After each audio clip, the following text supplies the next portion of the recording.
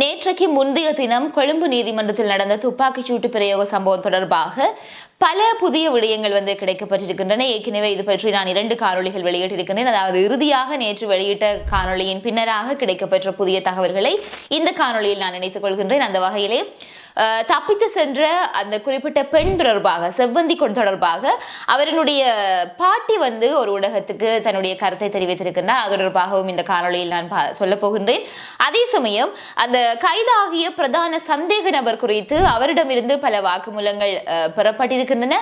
அந்த வாக்குமூலங்கள்ல பலவற்றை நான் ஏற்கனவே என்னுடைய கடந்த காணொளியில இணைத்திருக்கின்றேன். அதில் இணைக்காதவற்றை நான் இதில் இணைத்துக் கொள்கின்றேன். அதே சமயம் பார்த்தீங்கன்னு சொன்னால் இந்த பிரதான கைதாகிய இந்த சந்தேக நபர் தாண்டி இந்த பெண்ணையும் தாண்டி பொதுவான விடயங்கள் என்று சொல்லி பார்க்கின்ற பொழுது இந்த 2 கைதிகள் ஏற்கனவே நடந்திருந்தன. அதாவது அந்த பிரதான துப்பாக்கி சூட்டு சம்பவத்தை மேற்கொண்ட நபரும் அவருடைய சாரதியும் கைதாகி இருந்தார்கள். அவரை தொடர்ந்து ஒரு போலீஸ் அதிகாரி ஒருவரும் கைதாகி இருக்கின்றார். அவர் எதற்காக கைதாகினார் என்கின்ற காரணங்களும் தற்பொழுது வெளியாக இருக்கின்றன. அந்த விடயத்தை நான் உங்களுக்கு சொல்ல போகின்றேன். அதே சமயம் தற்பொழுது பெரிய ஒரு திருப்பமுனையை ஏற்படுத்திய ஒரு விடயம் என்பது ஒரு ஒலிப்பதிவு என்று கூட சொல்ல முடியும். ஒரு தொலைபேசி அழைப்பினை மேற்கொண்டு சொன்ன ஒரு ஒலிப்பதிவு ஒன்று தற்பொழுது ஒரு வானொலி நிகழ்ச்சி ஒன்றிலே ஒளிபரப்பப்பட்டிருக்கின்றது. பெரும் சர்ச்சை ஏற்படுத்தப்பட்டிருக்கின்ற கூட சொல்ல முடியும். அதிலே பல விடயங்களை அவர்கள் குறிப்பிட்டிருக்கின்றார்கள். ஆகவே இந்த விடயங்கள் குறித்த விரிவான தகவல்களை இந்த காணொளியில் நாங்கள் பார்க்கலாம். வணக்கம், நான் உங்கள் சங்கவி.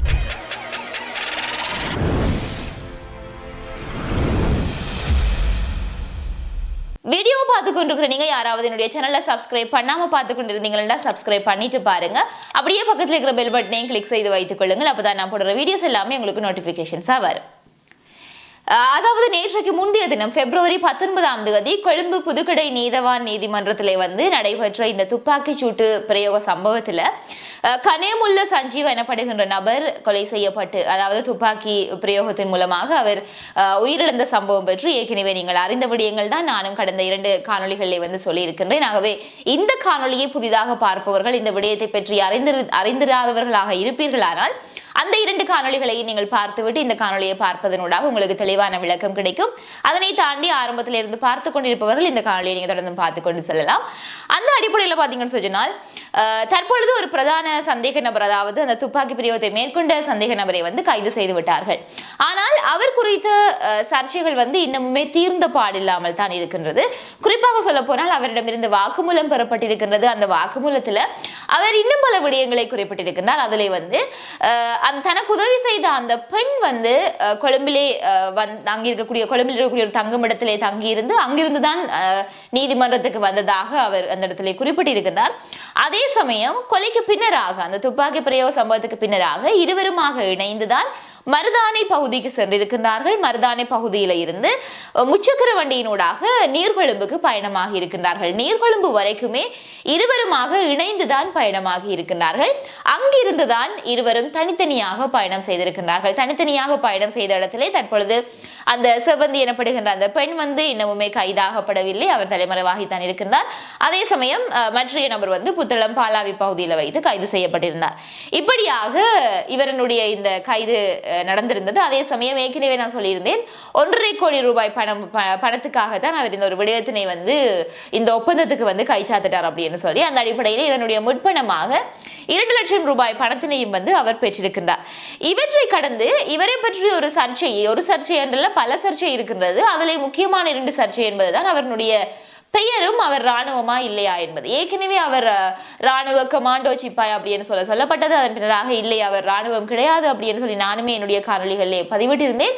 தற்பொழுது அவரை பற்றி சொல்லப்படுகின்ற இந்த விடயத்திலேயே புதிதாக சொல்லப்படுகின்ற விடயம் என்ன அப்படின்னு பாத்தீங்கன்னா, அவர் ராணுவ சிப்பாய், அதாவது ராணுவ கமாண்டோ சிப்பாயோ அல்லது ஒரு உளவுத்துறை அதிகாரியோ கிடையாது. ஆனால் அவர் அடிப்படை ராணுவ பயிற்சி பெற்ற ஒருவர் என்கின்றதை அங்கே உறுதிப்படுத்தி இருக்கிறார்கள். அதாவது அடிப்படை ராணுவ பயிற்சி பெறுகின்ற சமயத்திலே அவர் அங்கிருந்து தப்பித்து சென்றதாகவும், அதன் பின்னராக பொது மன்னிப்பின் கீழ் சட்டபூர்வமாக ராணுவத்தில் இருந்து அவர் ராஜினாமா செய்திருக்கிறதாகவும் அவர் குறிப்பிடப்பட்டிருக்கிறது.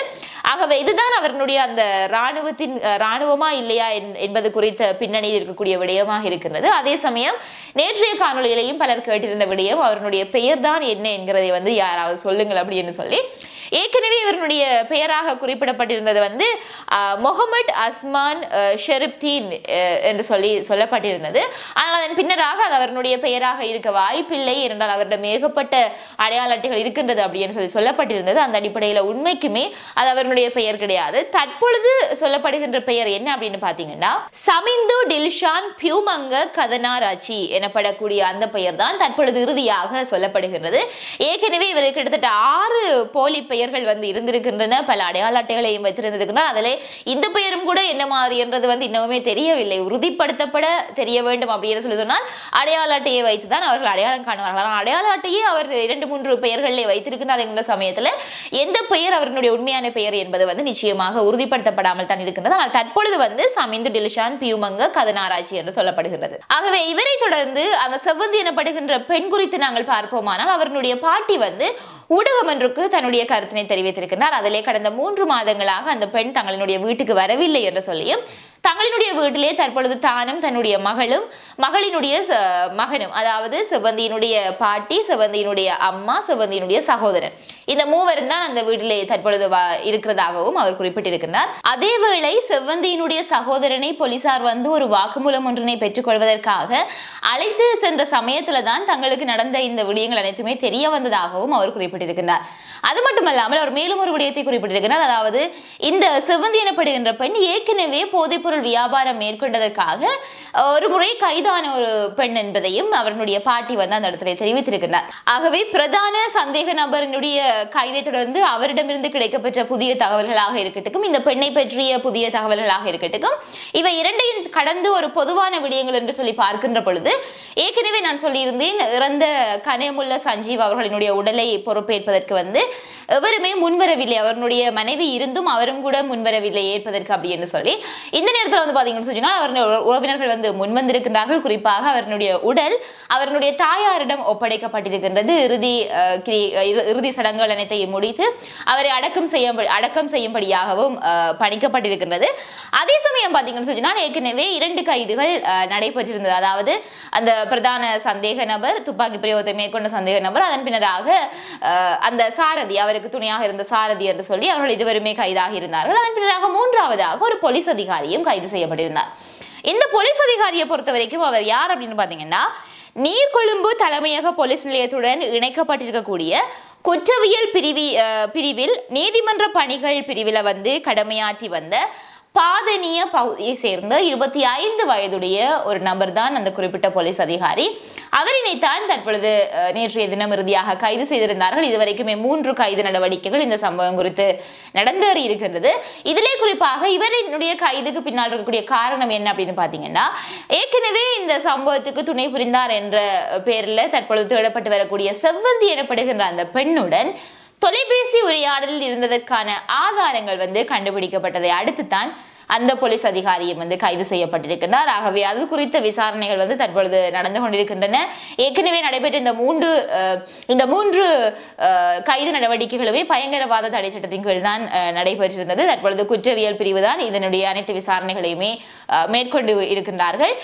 தற்பொழுது வந்து பாத்தீங்கன்னு சொன்னா இன்னுமே வலுப்பெற்றிருக்கிறதா சொல்ல வேண்டும். இந்த விசாரணைகள் எல்லாமே இதிலே முக்கியமான திருப்பத்தை ஏற்படுத்தியது என்பதுதான் ஏற்கனவே நான் சொன்னது போல அந்த குரல் பதிவு. அதாவது இந்த நபர் துப்பாக்கி பிரயோகத்தை மேற்கொண்டாலும் இதற்கான திட்டம் வகுத்தது என்பது வேறு மூவர். அந்த மூவருக்குள்ளேயும் வந்து அவர்களை பற்றி நான் ஏற்கனவே என்னுடைய கடந்த காணொலிகளில் பதிவேற்றிருக்கிறேன்.